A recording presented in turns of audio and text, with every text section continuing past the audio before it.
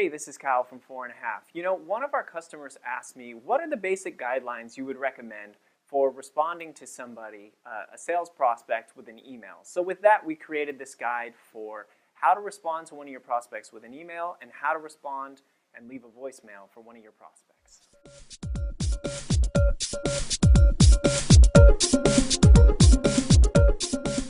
Okay, so let's talk about how you would want to frame your email out to that prospect.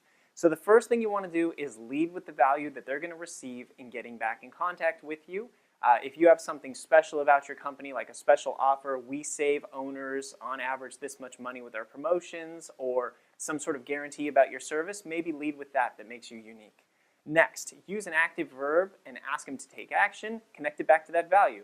Give me a call today or shoot me an email, and I'd love to discuss with you why we save our owners X amount of money over time. If you got any specific information about the property, use that. If the property is, say, located on the north side of town, say, your property is located on the north end of town, I know that area very well. I manage property in that area and would love to do a free analysis for you of how much rent you could get for this property.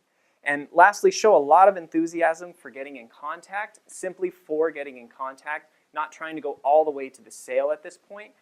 They're going to vet a couple of different companies, and this is an incremental type of sale. You're just trying to get them to buy into the conversation at this point and see if they're a good fit for a management client. So if they feel that way, they're more likely to write back to you. All right, so now let's move on to some tips for leaving a voicemail. The first tip is to stand up.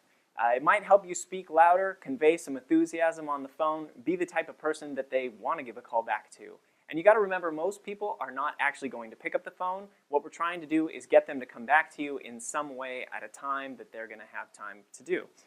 So use their name, maybe bookend it at the front of the message and at the back of the message. The name of the prospect may be the only thing you have at this time to personalize the message because you know very little about them. Any details they give you about the property, use that in the message.